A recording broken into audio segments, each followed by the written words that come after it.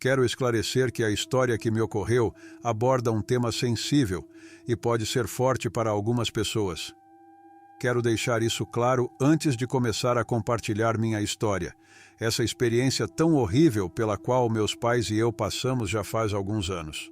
Depois de tanta terapia, dor e reencontro com Deus, conseguimos seguir em frente e hoje me sinto pronto para contar. Nossa experiência talvez possa ser útil para muitos, para que não cometam os mesmos erros que cometemos. Esta é a minha história. Meus pais se chamam Rigoberto e Olga. Minha irmã se chamava Ângela. Era o ano de 2014. Eu tinha 19 anos e minha irmã 16. Ambos morávamos com meus pais em nossa casa de sempre, aquela que chamávamos de lar. Minha família sempre foi muito unida e meus pais nos davam muito amor. Estavam sempre presentes em cada etapa de nossas vidas.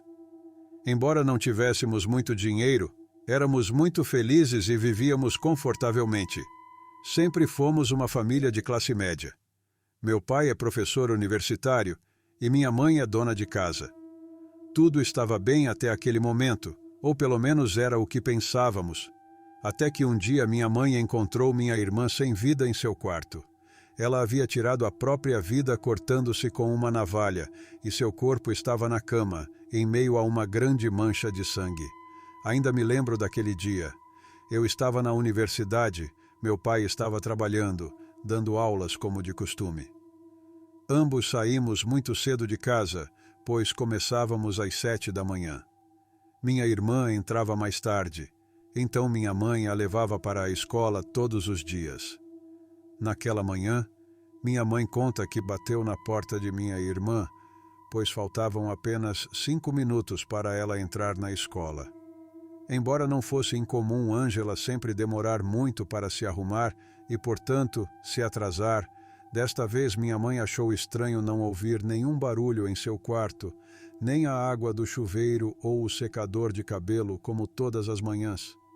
Foi então que minha mãe decidiu entrar em seu quarto, pois achou que ela havia dormido demais e precisava acordá-la. Mas foi lá que ela se deparou com aquela cena terrível e inesquecível. Eu estava em minha aula de economia quando recebi uma mensagem em meu celular. Era meu pai dizendo para eu sair urgentemente da universidade e ir para casa. Ele me disse mais detalhes do que lembrava que, ao chegar ao local, seu coração começou a bater muito forte quando viu 2 caminhonetes no pátio da frente. Minha mãe estava arrasada ao lado de meu pai. E foi então que todo esse pesadelo começou. Nós não conseguíamos entender o porquê do que minha irmã havia feito isso consigo mesma, pois ela nunca mostrou sinais de estar deprimida. Pelo contrário, sempre foi a alegria da casa. Era muito espirituosa e era raro vê-la de mau humor. Embora nas últimas noites antes do ocorrido, eu ouvia golpes estranhos vindo de seu quarto, pois o meu ficava ao lado do dela no andar de cima. Mas quando perguntava por mensagem se estava tudo bem, ela sempre respondia que sim e me dizia para cuidar da minha vida. Eu não queria fazer mais perguntas, embora nunca tenha sabido o motivo desses ruídos até algum tempo após sua morte. Vale ressaltar que não havia indícios de que alguém tivesse entrado à força em nossa casa naquela noite e a tivesse feito.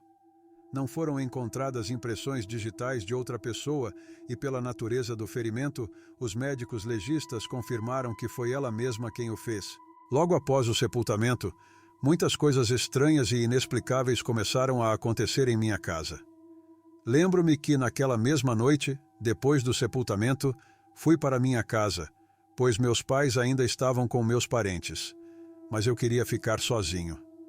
Me sentia terrível pela morte de minha irmã e não queria estar com ninguém. Quando entrei em casa, ouvi um barulho vindo do andar de cima. Estava tudo escuro e o ambiente já era tenso. Subi as escadas muito devagar e quando cheguei ao corredor onde estavam os 3 quartos, ouvi claramente o rangido de uma cama. A cama da minha irmã fazia muito barulho quando você se sentava ou se movia, pois era um colchão velho. No início, pensei que estava me sugestionando e que estava muito sensível pelo que havia acontecido, mas depois o mesmo rangido do colchão foi ouvido novamente, como se algo tivesse se sentado em sua cama e depois se levantado novamente. Eu andei muito devagar, parei do lado de fora de seu quarto. Mesmo com todas as luzes apagadas, havia uma sensação tão pesada no ar. Estava tudo em completo silêncio e, de repente, debaixo da porta, vi algo passar. Como a lâmpada do quarto de Ângela sempre estava acesa, minha reação foi pular para trás de susto e me encostar na parede do corredor. Tomei coragem e abri a porta do seu quarto muito lentamente, mas não havia ninguém lá dentro. Saí imediatamente, pois não suportava estar lá. Sentia que estava ficando louco. Me tranquei no meu quarto e comecei a chorar sem parar. Depois de algumas horas, ouvi meus pais chegarem em casa. Minha mãe estava em um quarto, um pouco chateada, reclamando que não apagasse a lâmpada do quarto de Ângela, que ela havia deixado acesa porque minha irmã sempre gostava de tê-la acesa. Na verdade, ela dormia com aquela lâmpada, pois não gostava de estar completamente no escuro. Mas eu disse a ela que não tinha sido eu quem a havia. Apaguei a luz quando cheguei, pois estava acesa. Talvez a lâmpada tenha queimado, mas ela me disse que acabara de acendê-la de novo. Então não sabia que havia queimado. Alguém a tinha apagado. Naquele momento, todos estávamos muito magoados e sem vontade de encontrar a explicação para algo tão simples como a lâmpada.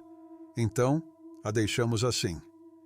Minha mãe, todas as tardes, entra no quarto de Ângela para acender a lâmpada e chorar em sua cama, abraçada ao bicho de pelúcia favorito da minha irmã.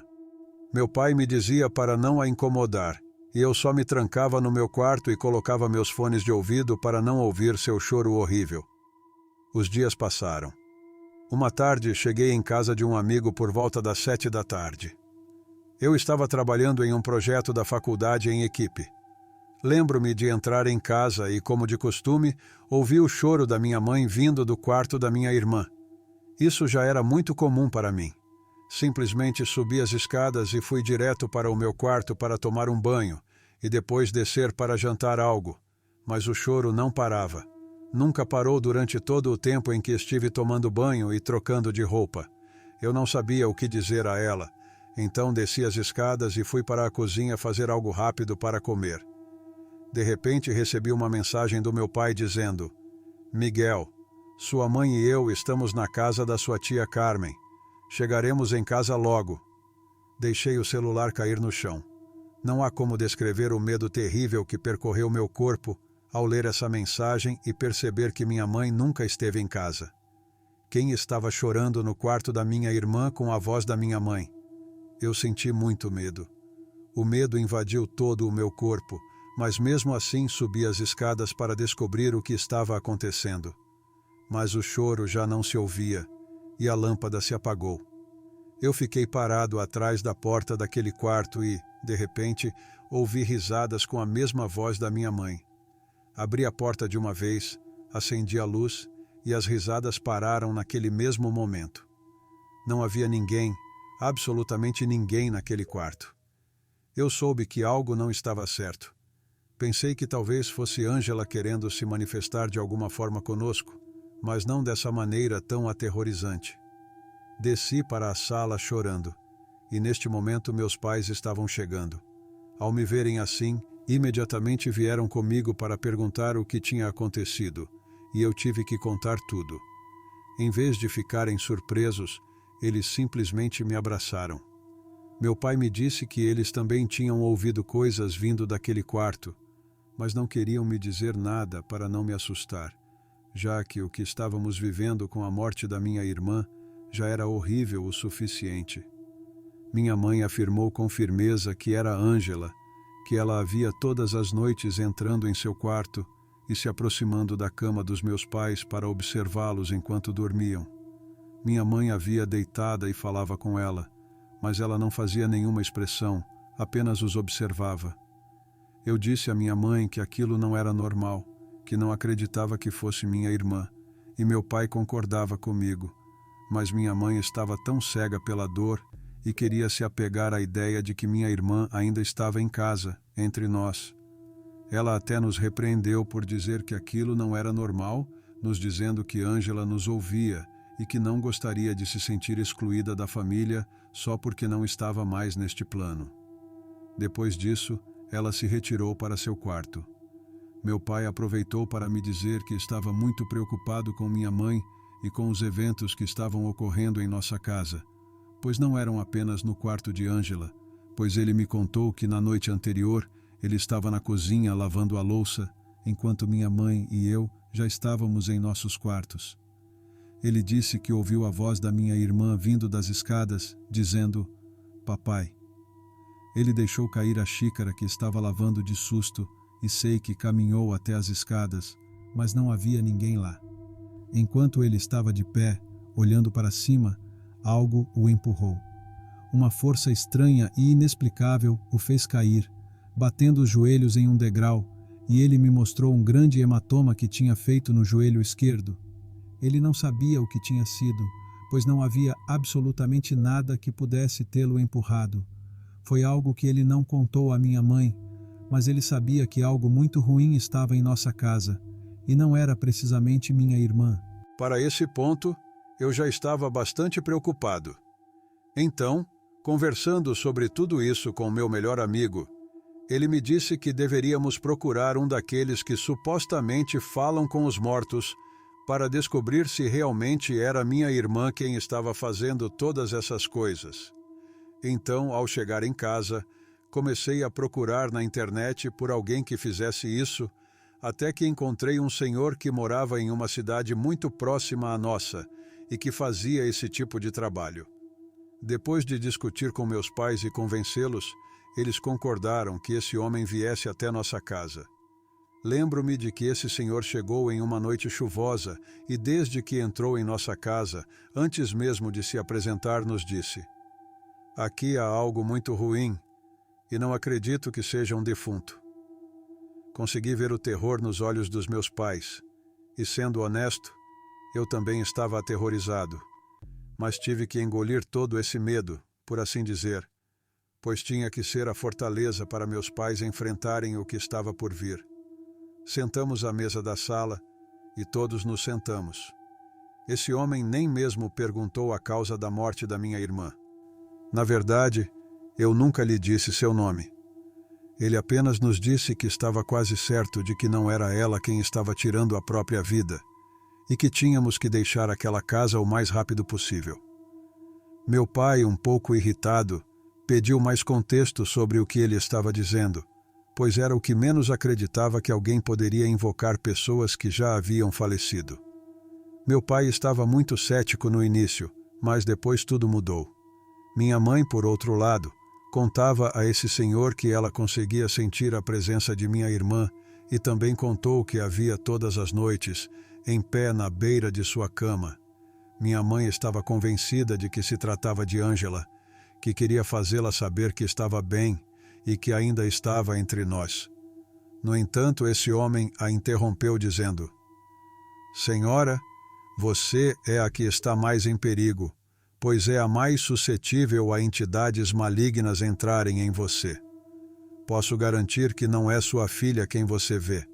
Talvez essa coisa se manifeste na aparência de sua filha para poder dominá-la e fazer você pensar que é ela. Mas acredite em mim, os defuntos não se manifestam dessa maneira." O que ele disse fez sentido para mim, mas lembrem-se de que eu ouvi algo chorando e depois gargalhando com a mesma voz da minha mãe no quarto da minha irmã. A imitação era perfeita, era a voz dela. Esse senhor nos mandou apagar todas as luzes da casa e acender 3 velas pequenas no meio da mesa. Essa era a única luz que tínhamos. Ele nos fez dar as mãos e fechar os olhos. Tudo aquilo era demais para mim. Era como um filme, mas eu só queria que aquele inferno acabasse. Então obedecia a tudo o que ele nos dizia para fazer. O Senhor começou a dizer algumas palavras que não lembro. Eram orações para se conectar com os mortos. Lembro-me de sentir tantos arrepios que era realmente impressionante. Meu pai começou a tremer e podia sentir que era um ser humano tremendo descontroladamente. Não conseguia sentir minha mãe, pois ela estava na minha frente, e eu não queria abrir meus olhos, pois essa pessoa nos disse que nunca saberíamos até que acabasse. O homem começou a dizer o nome da minha irmã várias vezes. O ambiente era tão pesado e deprimente que eu estava prestes a desistir. Eram energias tão ruins ali que, ao contar isso, posso sentir de novo. Esse homem de repente parou de falar. Ninguém sabia o que estava acontecendo, e houve alguns minutos de completo silêncio. Mas de repente começamos a ouvir os degraus rangendo, como se alguém estivesse descendo muito lentamente. Era algo tão assustador que meu pai começou a chorar e a gritar para que acabássemos com aquilo. Depois ele soltou minha mão, e foi quando abri os olhos e juro que vi minha irmã refletida no espelho da vitrine. Mas ela tinha manchas de sangue nos pulsos e um sorriso tão macabro. Eu gritei e me virei imediatamente, mas ela não estava mais lá. Então, voltei a olhar para o espelho daquela vitrine, mas ela também não estava mais lá. Todos abriram os olhos e eu estava completamente banhado em suor.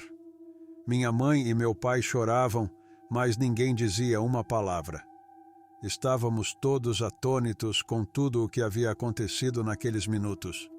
Meu pai, muito assustado, levantou-se para acender as luzes e perguntou ao homem o que tinha sido aquilo, pedindo que ele nos explicasse de uma vez o que estava acontecendo.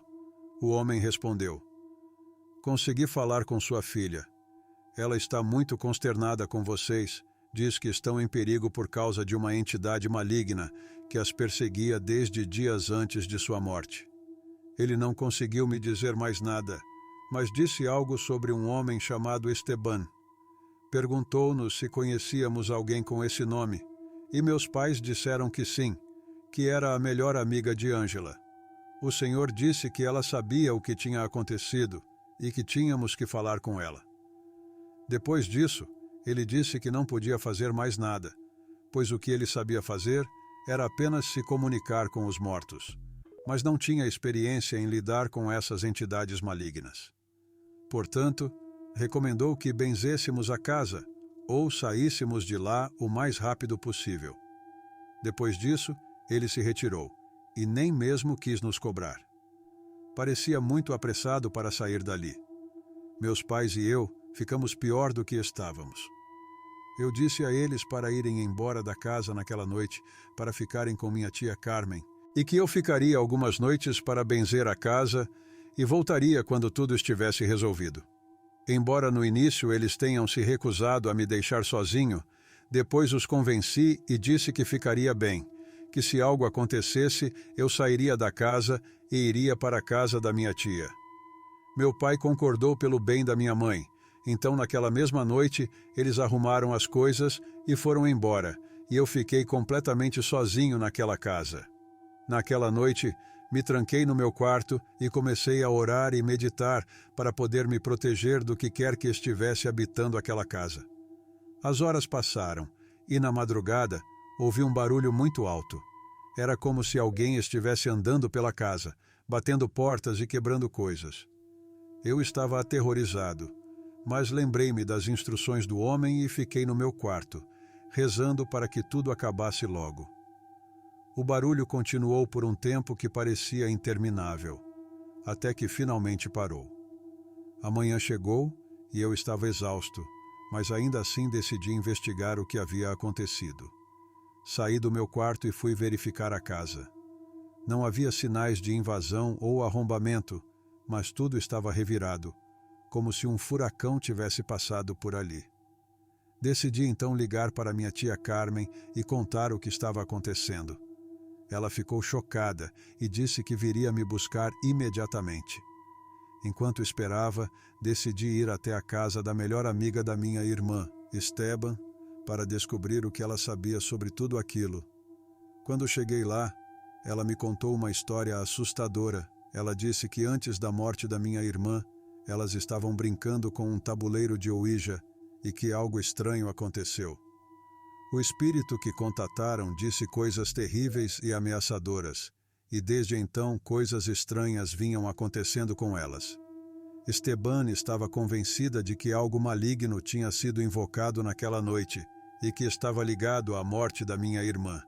Aquilo me gelou o sangue, pois tudo começou a fazer sentido. O homem que veio à nossa casa estava certo.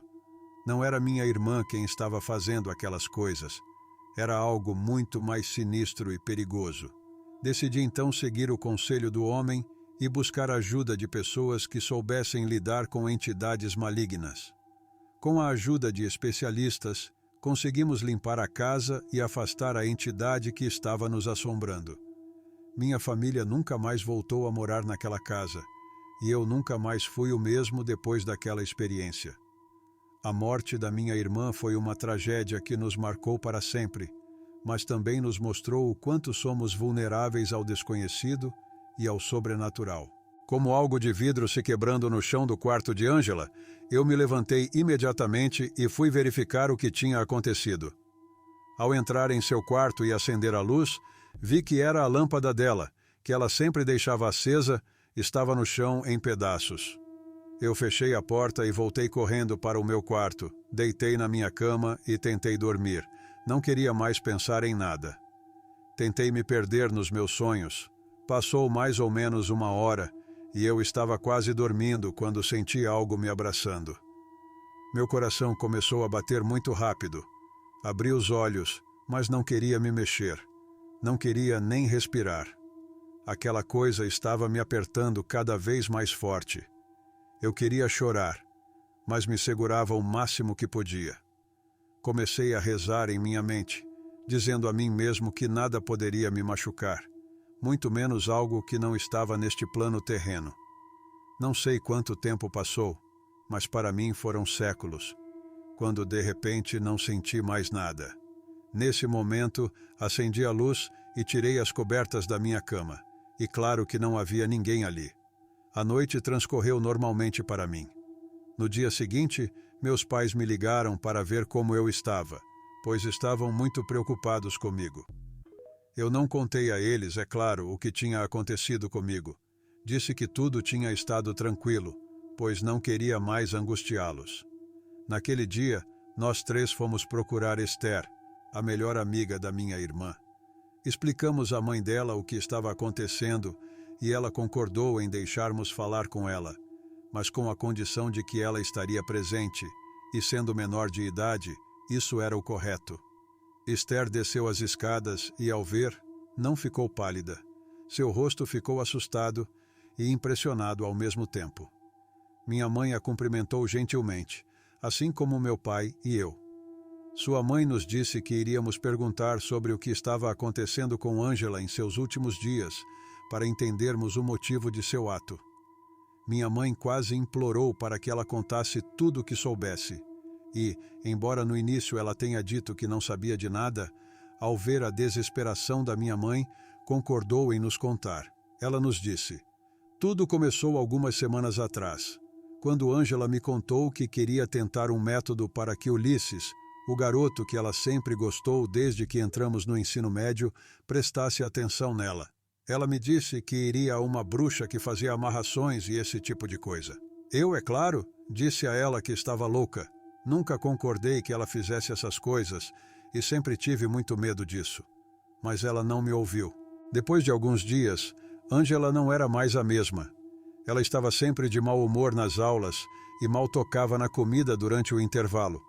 Eu perguntava o que estava acontecendo, se tinha algum problema em casa, mas ela não queria me dizer nada. Até que um dia, chorando, desabafou comigo no banheiro da escola. Ela me disse que tinha feito o que aquela senhora tinha dito, todas as noites. Mas algo deu errado porque uma entidade não a deixava em paz desde então. Ela me contou que à noite a apertavam muito forte no corpo, tanto que me mostrou uma marca que tinha no ombro.